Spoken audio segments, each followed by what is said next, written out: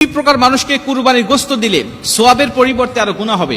রাসূল সাল্লাল্লাহু আলাইহি ওয়াসাল্লাম স্পষ্টভাবে আমাদেরকে বিষয়টা জানিয়েছেন। একাধিক হাদিস এবং বুখারী এবং মুসলিম শরীফের মধ্যেও এই হাদিসটা বর্ণনা করা হয়েছে যে দুই প্রকার মানুষ আছে এমন, যাদেরকে কুরবানির গোশত দিলে আমার কুরবানি কবুল হবে না এবং সোয়াবের পরিবর্তে গুনাহ হবে।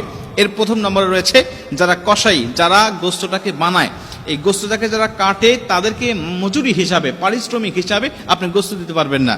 তারা যেহেতু পরিশ্রম করেছেন, কষ্ট করেছে, এর জন্য তাদেরকে পারিশ্রমিক দিতে হবে, তবে গোশত নয়। আপনি তাদেরকে টাকা পয়সা বা অন্য কোনো চুক্তি তাদের আপনি দিতে পারবেন, কিন্তু ওই কুরবানির পশু থেকে আপনি তাকে কিছুই দিতে পারবেন না। আমাদের সমাজে অনেকে দেখা যায় যে কুরবানির সারাদিন কাটাকাটি করছে, তাকে 4টা পাও দিয়ে দিল বা 2টা পা দিয়ে দিয়েছে, মাথাটা দিয়ে দিয়েছে, গরু ভুঁড়িটা দিয়ে দিয়েছে, এরকম একটা শর্ত দিয়ে আমরা তাদেরকে কাজে নিয়োগ দেই। আল্লাহ রাসূল সাল্লাল্লাহু আলাইহি ওয়াসাল্লাম বলছেন, লা ইউতা ওয়া লা ইউতা ইল্লা লিজাযারাতিহা শাইআ।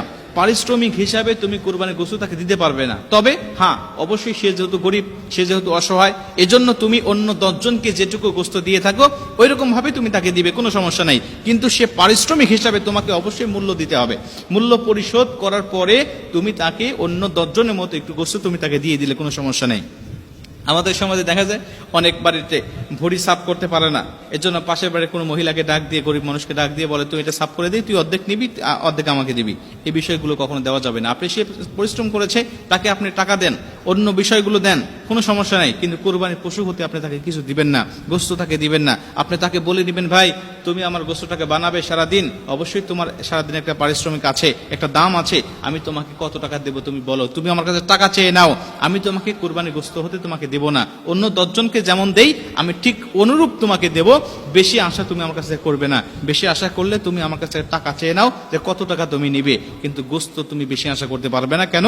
আল্লাহ রাসূল আমাদেরকে নিষেধ করেছেন হাদিসের মধ্যে, বুখারীতে, মুসলিমে, অন্যান্য বিভিন্ন কিতাবের মধ্যে হাদিসটা বর্ণনা করা রয়েছে। 2 নম্বরে, এই পশুটিকে যারা জবাহ করে, বিশেষ করে ইমাম মুয়াজ্জিন, আমাদের মতো হুজুররা যারা, এরা পশুটাকে জবাহ করে, দেখা যাচ্ছে অনেক জায়গায় এই জবাহ করার জন্য, জবাহ করার কারণে দেখা যাচ্ছে সমাজের মধ্যে হুজুরের জন্য আলাদাভাবে গোশত নয়, যে সে জবাহ করেছেন এজন্য তাকে আলাদাভাবে একটা ধরা হয়, একটা নির্দিষ্ট মাপ, যে এই মাপে তাকে দিতে হবে। মজুরি সে জবাহ করেছেন, সে জবাহ করেছে এজন্য আপনি আলাদা করে তাকে দিতে পারবেন না। সে জবাহ করেছেন, ইমাম, সে মুয়াজ্জিন, সে জবাহ করেছেন, তাকে আলাদা হিসাবে আপনাকে অবশ্যই টাকা দিতে হবে। আপনাকে অবশ্যই পারিশ্রমিক হিসেবে টাকা দিতে হবে। আপনি গরু প্রতি 1000, 2000, 5000 যা যেমন পারেন আপনি দিয়ে দিলেন, সমস্যা নাই। কিন্তু আপনি যদি মনে করেন যে না, সে ইমাম মানুষ, তাকে কিছু দিতে হবে, অবশ্যই অন্য 10 জনের মতো আপনি তাকে দিবেন, কিন্তু পারিশ্রমিক হিসাবে সে জবাহ করেছে এজন্য আমি তাকে অনেক মোটা অঙ্কের কিছু দিব, আমি 5 কেজি 10 কেজি তাকে গোশত দেবো, এমনটা নয়। আপনি অন্য 10 জনকে যেমন দেন সেই অনুরূপভাবে দিবেন, আর জবাহ করার জন্য আপনি পারিশ্রমিক হিসাবে তাকে অবশ্যই আপনি মূল্যটা পরিশোধ করবেন। এই 2টা ব্যক্তিকে আপনি পারিশ্রমিক হিসাবে আপনি দিতে পারবেন না। অন্য কোনো ব্যক্তিও যদি এই কোরবানির গোশতের জন্য পরিশ্রম করে, পারিশ্রমিক হিসাবে গোশত দিবেন না। অন্য 10 জনকে যেমন দেন ঠিক তেমন দিবেন, বেশি কিছু দেওয়ার চেষ্টা করবেন না, তাহলে হয়তো আপনার উদ্দেশ্যটা বাতিল হয়ে যেতে পারে। যেহেতু আল্লাহ রাসূল সাল্লাল্লাহু আলাইহি ওয়াসাল্লাম আমাদেরকে জানিয়েছেন, আলী রাদিয়াল্লাহু তাআলা তিনিও বলেছেন যে নবীজি আমাকে নিষেধ করেছেন, এর জন্য আমি পারিশ্রমিক হিসাবে মূল্য দেই, তাকে আমি কখনোই গোশত দেই না। অন্য 10 জনকে যেমন দেই ঠিক তেমনই দেই, বেশি কিছু তাকে দেওয়ার চেষ্টা আমি করি না।